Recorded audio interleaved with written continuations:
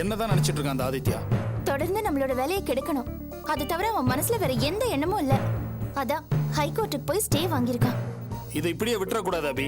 உடனடியாக நம்ம வக்கீல கன்சல்ட் பண்ணி இந்த ஸ்டேயை கிளியர் பண்றதுக்கு என்னென்ன வழி இருக்கோ அதை நம்ம உடனே செஞ்சாகணும். தொல்காப்பியன், அதுக்கு முன்னாடி முக்கியமான வேலை ஒண்ணு இருக்கு. ஸ்டே ஆர்டர் கிளியர் பண்றதோட அப்படின்னு முக்கியமான வேலை என்ன இப்படி பேசுறீங்க? நம்ம ஜாமீன்ல தானே வெளியில வந்திருக்கோம். இது பத்தாது, நம்ம முழுசா வெளியில வர வேண்டாமா? அது நடக்கணும்னா உண்மையான குற்றவாளி மாட்டணும். அவனை நம்ம கண்டுபிடிக்கணும். அதுதான் இப்ப முக்கியமான வேலை தொல்ஸ். உண்மைதான் அபி. அந்த இன்ஸ்பெக்டர் சொல்ற தகவல் வச்சு பாக்குறப்போ அந்த உபேந்திரா அந்த சிட்டியை விட்டு வெளியில போயிருக்க வாய்ப்பு இல்ல. இங்கதான் அவன் எங்கேயாவது ஒளிஞ்சிருக்கணும். அப்போ எப்படியாவது அவனை ட்ரேஸ் பண்ணணுமே. அவன் கிடைச்சிட்டானா இந்த கேஸ்ல இருந்து வெளியில வர்றது ரொம்ப ஈஸி. சோ இப்போ நமக்கு அதுதான் முக்கியம். ஆபீஸ் வேலையெல்லாம் அப்புறமா பாத்துக்கலாம். வணக்கம்மா. வணக்கம் சார். ஏங்க எங்க போயிருந்தீங்க நீங்க? சார் இங்க தான் சார் சுத்திட்டு இருக்கோம். ஏங்க அந்த உபேந்திரா உங்க பாதுகாப்புல தானே இருந்தா, அப்புறம் எப்படி இப்படி ஆச்சு? சாரி மேடம், அன்னைக்கு எல்லாத்தையும் மீறி ரஞ்சினி கொலையாயிட்டாங்கன்னு தெரிஞ்ச உடனே நாங்களே ரொம்ப ஆடி போயிட்டோம் மேடம். இதுல சார் வேற அரெஸ்ட் ஆன உடனே நாங்க ரொம்ப குழம்பு போயிட்டோம் மேடம். அதுக்கப்புறம் தான் எதுக்கு உதவட்டுமேனு உபேந்திரா போட்டோவை இன்ஸ்பெக்டர்கிட்ட கொடுத்தேன். அப்புறம் எப்படி திடீர்னு இப்ப வந்தீங்க? சார் வெளில வந்துட்டாருன்னு தெரிஞ்சது, அதான் பார்த்துட்டு போலான்னு வந்தோம் மேடம். அபி நீங்க போய் உங்க வேலையை பாருங்க. சரி சொல்லுங்க சார். மாரி, இப்ப நம்ம ரொம்ப சிக்கல்ல இருக்கோம். நான் நிரபராதின்னு நிரூபிக்கணும்னா அந்த உபேந்திராவை பிடிச்சாகணும். அவன் சிட்டிக்குள்ளதான் எங்கேயோ பதுங்கி இருக்கான். அதுக்கு உங்க உதவி அவசியம் தேவை. இவ்வளவுதானே, கண்டுபிடிச்சலாம் சார். சார் என்னாலும் சரி, ரெண்டு லோடு பார்த்துடலாம். ரொம்ப தேங்க்ஸ் மாரி. சார் தேங்க்ஸ் எல்லாம் இருக்கு சார். அவனை நிச்சயம் நான் கண்டுபிடிச்சிடறேன் சார்.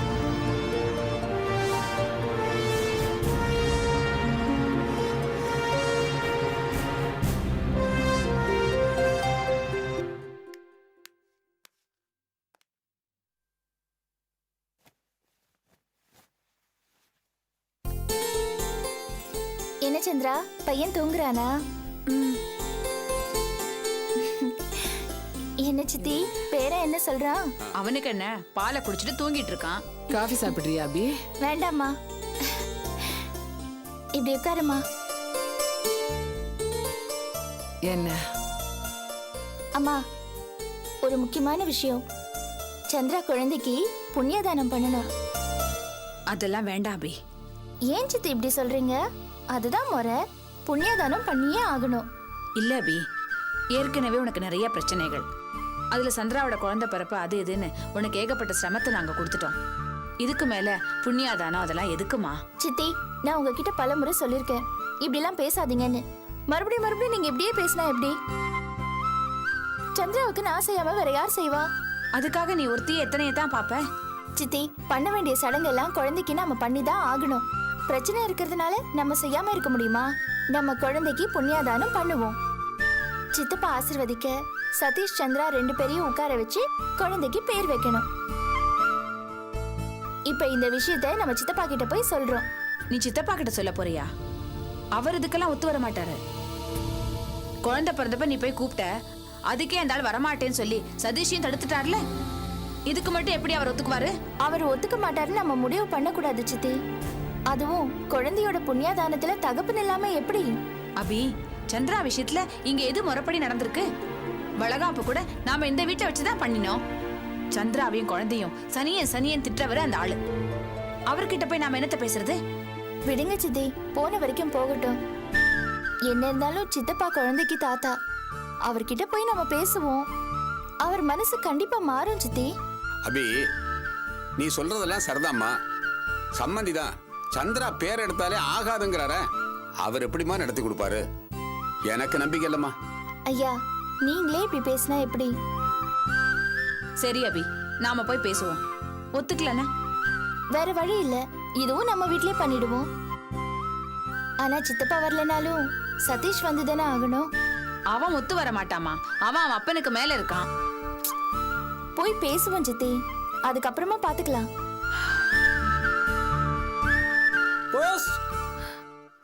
போஸ்டா, போய் பார்த்துட்டு வந்துடுறேன்.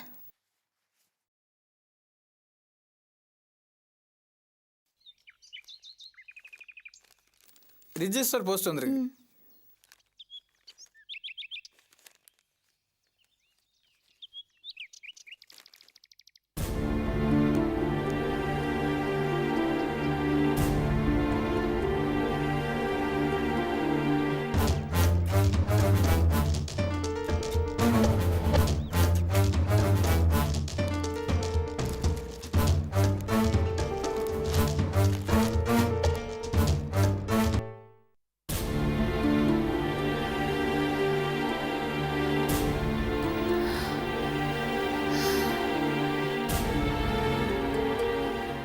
என்ன அபி? என்னம்மா? என்ன அது? ஒரு வருஷத்து போராட்டம் ஒரு முடிவுக்கு வந்திருக்குமா? புரியலையா? எனக்கும் பாஸ்கருக்கும் நடந்த விவாகரத்து வழக்கு ஒரு முடிவுக்கு வந்திருக்கு.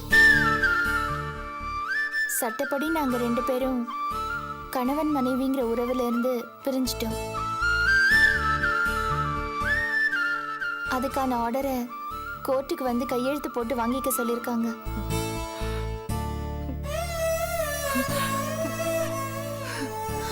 ஏமா கலங்குற? இது எனக்கு கிடைச்ச விடுதலை. நிம்மதி அடிச்சுன்னு இரு. எப்படி அபி? அம்மா, இதுதான் முடிவுன்னு முன்னாடியே தெரியுமே, அப்புறம் என்ன? உண்மைதான் அபி. ஆனா மனசு கேட்கலையே. இந்த மனசுதாம்மா பொம்பளைங்களோட பலவீனம். ரொம்ப ஃபீல் பண்ணுவாங்க. எல்லாத்தையும் தூக்கி போடுமா. உன்னால முடியுதா அபி? நான் எப்பவோ இதை இறக்கி வச்சிட்டேன். இந்த தபால் வந்த நேரத்துல கொஞ்ச நஞ்சம் இருந்துச்சே, அதுவும் இறங்கி போயிடுச்சு.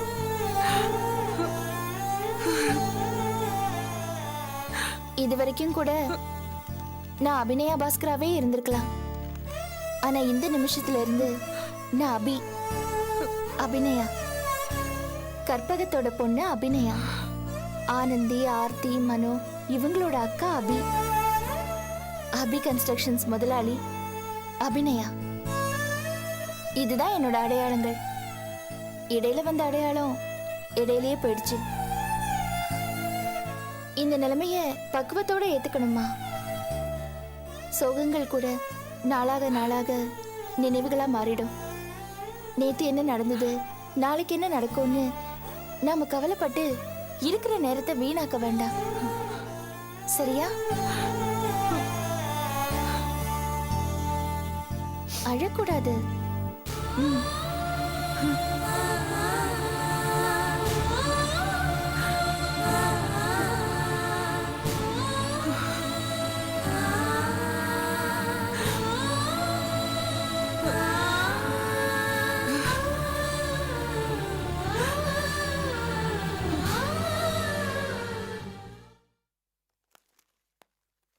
நமஸ்தே சேட்ஜி.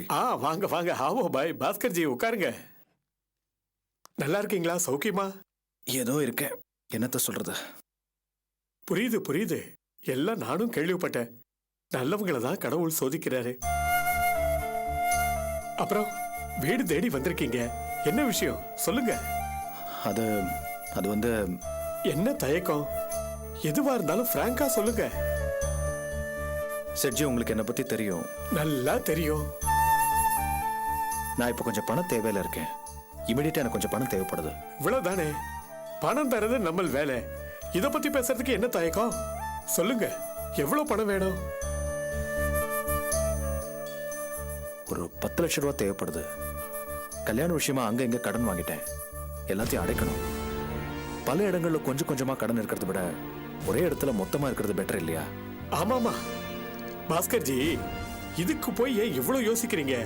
10 லட்சம் ரொம்ப சின்ன அமௌண்ட். உங்ககிட்ட இருக்கிற சொத்துக்கு நான் 20 லட்சம் கொடுக்க கூட தயாரா இருக்கேன். வாங்கிக்கிறீங்களா? சேச்சே, அவ்வளவு தேவையில்லை. அச்சா, 10 லட்சம் போதுமா? போதும் சேட்ஜி, சீக்கிரமா திருப்பி கொடுத்துறேன். மெதுவா கொடுங்க, நம்மளுக்கு எந்த அவசரமும் இல்ல. தேங்க்யூ சேட்ஜி. அப்புறம் பாஸ்கர் ஜி, ஒரு விஷயம் சொல்லுங்க. ஈசிஆர் ரோட்ல உங்களுக்கு ஒரு ப்ராப்பர்ட்டி இருக்குல்ல, அதை விற்க போறதா கேள்விப்பட்டனே. ஆமா சேட்ஜி. எங்க அண்ணன் கூட ஒரு பெரிய பில்டிங்க்கு இடம் பார்த்துட்டு இருக்காரு. நீங்க ஓகேன்னா சொல்ற ரேட்டுக்கு வாங்கிக்குவாரு. வேணாம் சேட்ஜி, அது ஏற்கனவே சில இடங்கள்ல சொல்லி ப்ராசஸ் ஆயிட்டு இருக்கு. அதை டிஸ்டர்ப் பண்ண வேண்டாம், தப்பா எடுத்துக்காதீங்க. சேச்சே, உங்ககிட்ட சொல்லி வச்சேன். ஏதாவது தோணுச்சுன்னா எனக்கு தகவல் கொடுங்க. ஓகே? ஓகே சேட்ஜி. சரி, கேஷா தரவா? ஓகே. இந்த ஸ்டாம்ப் பேப்பர்ல ஒரு கையெழுத்து போடுங்க, நான் போய் கேஷ் எடுத்துட்டு வந்துடுறேன்.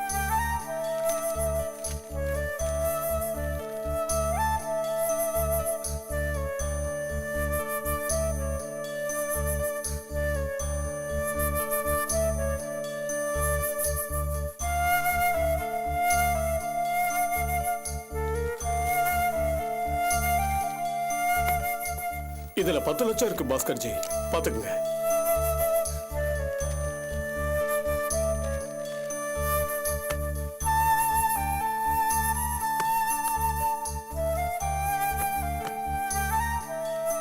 ரொம்ப தேங்க்ஸ் சேட். பரவாயில்ல, இருக்கட்டும். நான் வரேன். அச்சா.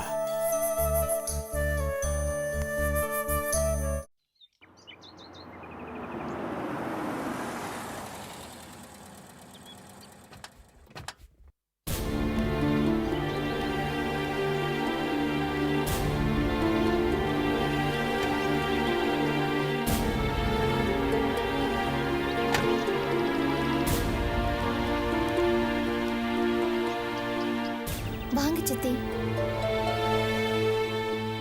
இல்ல அபி, உள்ள வரதுக்கு பிடிக்கல, ரொம்ப சங்கடமா இருக்கு. என்ன சித்தி, எதுக்கு தயக்கம்? வாங்க, இது நம்ம வீடு தானே. அதுக்கு இல்லம்மா, நான் எப்படி எல்லாம் வாழ்ந்த வீடு. சித்தி ப்ளீஸ், எதுக்கு இப்ப அதெல்லாம் நினைச்சிட்டு? வாங்க வாங்க. ம்.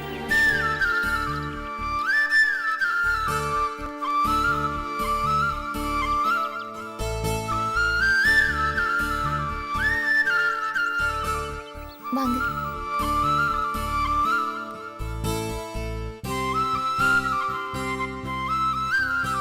டேய் நில்லு.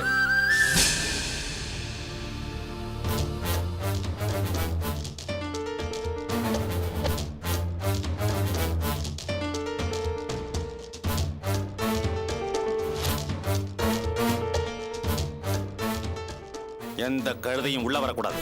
சித்தப்பா. டேய் என்ன எதுக்கு இங்க வந்தீங்க? எல்லாம் போங்க வெளிய. சித்தப்பா, ஏன் சித்தப்பா உங்களுக்கு இவ்வளவு கோவம்? நம்ம குல வாரிசு உதிச்சிருக்கு, அதுக்கு நீங்க ஆசீர்வாதம் பண்ண வேண்டாமா? ஆமா, பெரிய கொலவாரிசு. நான் தான் அன்னில சொல்லிட்டு இருக்கேன், இது நம்ம குடும்பத்தை பிடிச்ச சனி. என்ன சித்தப்பா நீங்க சனிய கினியன்னு பேசிட்டு? அது நம்ம குழந்தை, அதுக்கு என்ன தெரியும் பாவம்? இது பாருங்க, குழந்தை மேல கோவத்தை காட்ட வேண்டாம் சித்தப்பா. சரி, இப்ப எதுக்கு கும்பலா எல்லாம் இங்க வந்திருக்கீங்க? இது கோவிக்கிற நேரம் கிடையாது. நீங்க பெரியவங்க, குழந்தை பிறந்திருக்கு, அதுக்கு நாம தானே நல்லது எல்லாத்தையும் செய்யணும். சித்தப்பா, குழந்தைக்கு பேர் வச்சு புண்ணியதானம் பண்ணணும். நீங்க தான் குழந்தைய வந்து ஆசீர்வாதம் பண்ணணும். தேவையில்லாம பேசிக்கிட்டு இருக்காத, எல்லாம் வெளியே போங்க. என் கோபத்தை கலராதீங்க. சம்பந்தி, நீங்க அந்த மாதிரிலாம் சொல்லக்கூடாது சம்பந்தி. பாய மூடுறா. பெரிய இவளை பத்தி வச்சிருக்கான், அவளுக்கு ஒரு குழந்தை, அதுக்கு ஒரு புண்ணியதானம். என்னைக்கு நான் தரத்துல முடிச்ச கழுதை வீட்டுக்குள்ள நுழைஞ்சிட்டோ, அன்னைக்கு சனீஸ்வரன் முடிச்சிட்டான். இது என்ன புதுசா? அதுவே குழந்தை ரூபத்துல மாதிரி வீட்டுக்குள்ள நுழைஞ்சிருக்கு. ஏற்கனவே தான் எல்லாம் முடிஞ்சு போய் மண்ணோட மண்ணா போச்சு. இனிமே இது வந்து என்னத்தை தாங்க போகுது?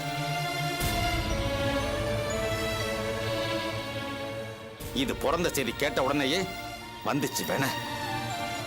கண்டவளா வீட்டுக்குள்ள வந்து சண்டை போட்டு பிரச்சனையாகி போலீஸ் ஸ்டேஷன் வரைக்கும் போய் பெரிய மானக்கரா போச்சு. எப்படி வாழ்ந்தவனா? ஏன் சித்தப்பா மறுபடியும் நீங்க அதையே பேசிட்டு இருக்கீங்க? அன்னையில இருந்து இன்னைய வரைக்கும் நீங்க சந்திராவை எதிரியா தான் பாத்துட்டு இருக்கீங்க. ஏன் சித்தப்பா, அவ அப்படி என்ன உங்களுக்கு பெருசா பண்ணிட்டா? சித்தப்பா, குழந்தை பிறந்ததுக்கு நீங்களும் வரல.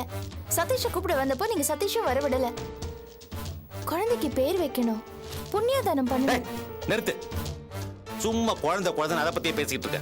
நான் மருமகளை இல்லைன்னு சொல்லிட்டு இருக்கேன், நீ குழந்தைய பத்தி பேசிட்டு இருக்க. என் கை இறங்கிடுச்சு, இனிமே நான் மேடேற மாட்டேன் நினைச்சுக்கிட்டு ஆள் ஆளுக்கு வீடேறி வந்து கண்ணாப்பிரான்னு பேசிட்டு இருக்கீங்க. ரோட்ல போறவங்க என்ன பார்த்து சம்பந்திங்கிறான். பாரு, இவெல்லாம் ஒரு பொம்பளை. புருஷன் கஷ்டப்படுறானே, கூட இருக்கணுமேங்கிற நினைப்பு கொஞ்சம் கூட இல்லாம அங்க உட்காந்து தின்னுகிட்டு இருக்கா. உனக்கெல்லாம் இருக்கடி குடும்பம்? அன்னைக்கே சொல்லிவிட்டல வீடு வந்து சேரணும்னு. நீ கேட்டியா?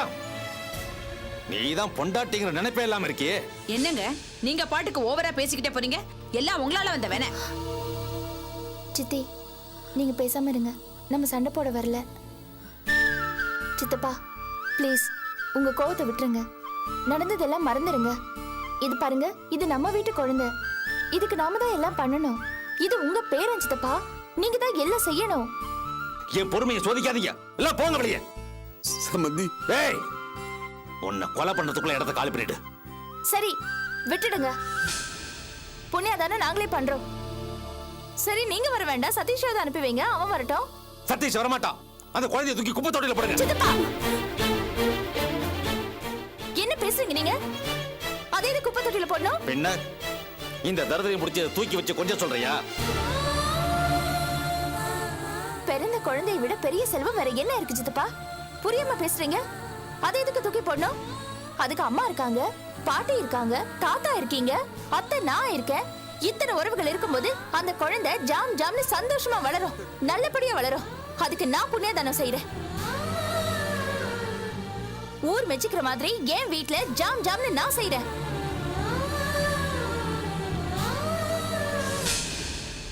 டேய் சதீஷ், இன்னும் ஏன்டா சொல் பேச்சு கேட்டு ஆடுற? நீ இப்ப சாதாரண ஆள் இல்ல, ஒரு குழந்தையோட தகப்பன், குடும்பஸ்தன். தோ இந்த குழந்தை ஒண்ணுதான வாயை திறந்து அப்பான்னு கூப்பிட போகுது. அது சாதாரண விஷயம் இல்லடா, பெரிய பாக்கியம். டேய், அதுக்கு புண்ணியதானம் பண்ணும்போது நீ இருக்கணும்.